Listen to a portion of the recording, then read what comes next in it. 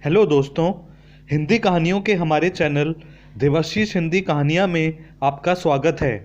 अगर आपने अभी तक चैनल को सब्सक्राइब नहीं किया है तो नीचे दिए गए लाल बटन को दबाकर चैनल को सब्सक्राइब कर लें। आज की कहानी है मेरी सलवार का नाड़ा खोल दो। चमन कुमार की उम्र लगभग 35 वर्ष की थी। वो एक औसत व्यक्तित्व का मालिक था। उसकी पत्नी सुधा की आयु 27 वर्ष की थी।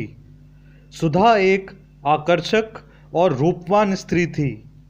5 वर्ष पहले सुधा और चमन कुमार की अरेंज्ड मैरिज हुई थी।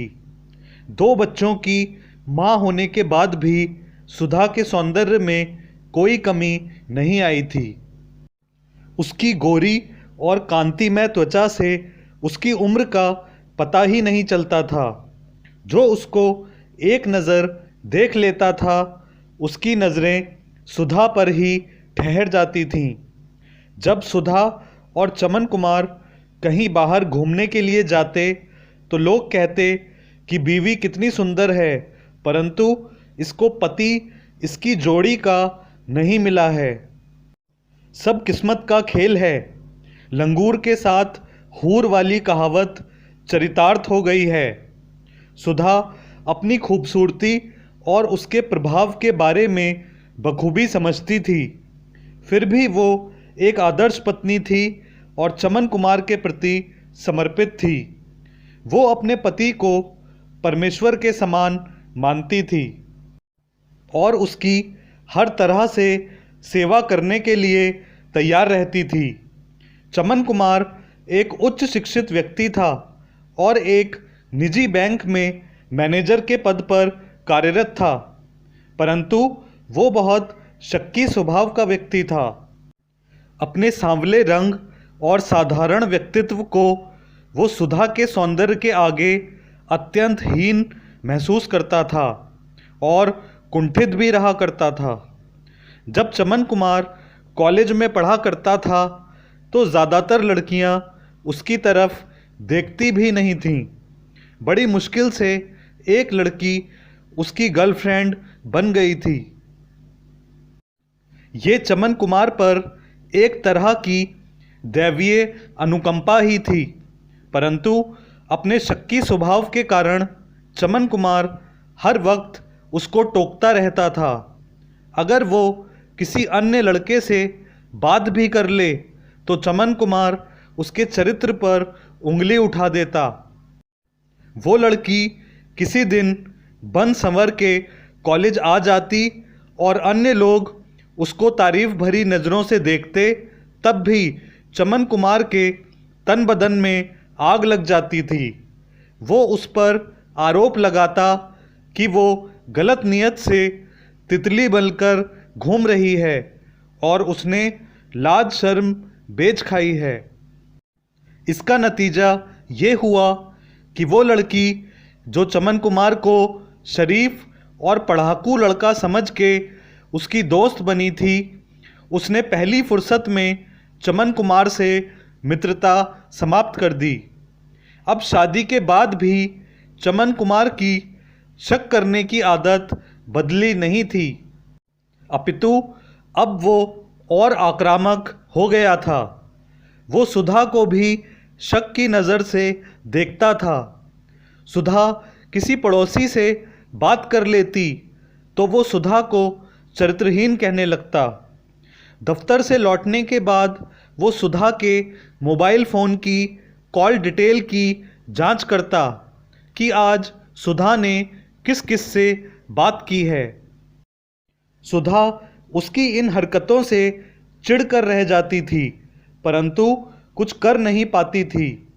सुधा कभी बन संवर के तैयार हो जाती तो चमन कुमार तारीफ के 2 बोल भी नहीं बोलता था और उल्टा ताना मारता था कि वो मोहल्ले के लड़कों को आकर्षित करने के लिए इतना मेकअप कर रही है।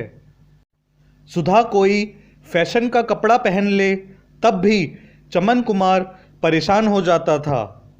एक दिन चमन कुमार और सुधा मॉल में कुछ खरीदारी करने गए। वहाँ सुधा को अपना एक पुराना सहपाठी मिल गया जो उसकी सबसे अच्छी सहेली का भाई भी था। सुधा ने मिलने की खुशी में उससे हाथ मिला लिया और अपने पति से भी मिलवाया। फिर वो थोड़ी देर इधर उधर की औपचारिक बातें होती रहीं। उस दिन घर लौटकर चमन कुमार ने सुधा को बहुत भला बुरा कहा और उसके चरित्र के बारे में भी बहुत गंदी बातें कहीं। जब सुधा ने जवाब देने का प्रयास किया तो उसने सुधा को तमाचा मार दिया। सुधा कई वर्षों से चमन कुमार का इस तरह का व्यवहार बर्दाश्त कर रही थी। अब अति हो चुकी थी और अति के बाद इति हो ही जाती है। सुधा ने फैसला किया कि अब वो चमन कुमार को सबक सिखा कर ही रहेगी। कुछ दिन बाद रात के समय सुधा रसोई में आटा गूंथ रही थी। चमन कुमार घर पर ही था और अपने कमरे में टेलीविज़न देख रहा था।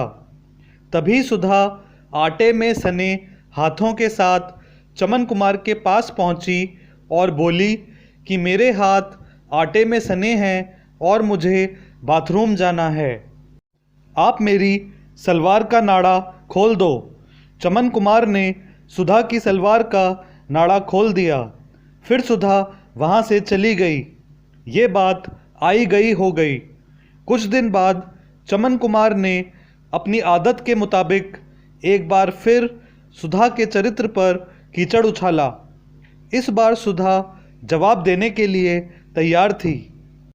उसने कहा कि तुम एक मूर्ख व्यक्ति हो और मैं अपने विवाह से पहले एक चरित्रवान नारी रही हूँ। विवाह के बाद भी मैं पूरी तरह से पतिव्रता बनी रही और पत्नी धर्म का पालन ईमानदारी से करती रही, परंतु तुमने मेरे चरित्र पर हमेशा शक किया और मेरे अतीत के बारे में बिना कुछ जाने गलत बातें कहकर मेरे सतीत्व का अपमान किया। इसीलिए तुम्हें सबक सिखाने के लिए मैंने गली में घूमने वाले एक आवारा युवक से दोस्ती कर ली। जब मैं सब्जी खरीदने गली में जाती थी तो वो युवक गंदी नज़रों से मुझे घूर घूर के देखा करता था। उस दिन जब मैंने तुमसे अपनी सलवार का नाड़ा खुलवाया था तो मुझे बाथरूम नहीं जाना था। दरअसल मैंने उसी युवक को अपने घर के किचन गार्डन में मिलने के लिए बुला रखा था। तुमने अपने हाथों से सलवार का नाड़ा खोला और तुम्हें कुछ भी पता नहीं चला। तुम्हें अपने सामने की तो खबर हुई नहीं और मेरे अतीत के बारे में तुम गलत सलत बोलते रहते हो। तुम्हारे जैसे शक्की आदमी की यही सज़ा है। चमन कुमार कुछ भी बोलने की स्थिति में नहीं बचे थे। इस कहानी से हम सबको ये शिक्षा लेनी चाहिए। 1. कभी किसी पतिव्रता नारी के चरित्र के बारे में गलत बात ना कहें और स्त्री का सम्मान करें। 2. अगर आपका कोई मित्र या आपका पति भी चमन कुमार की तरह शक्की स्वभाव का है तो उसके साथ इस कहानी का लिंक अवश्य शेयर करें।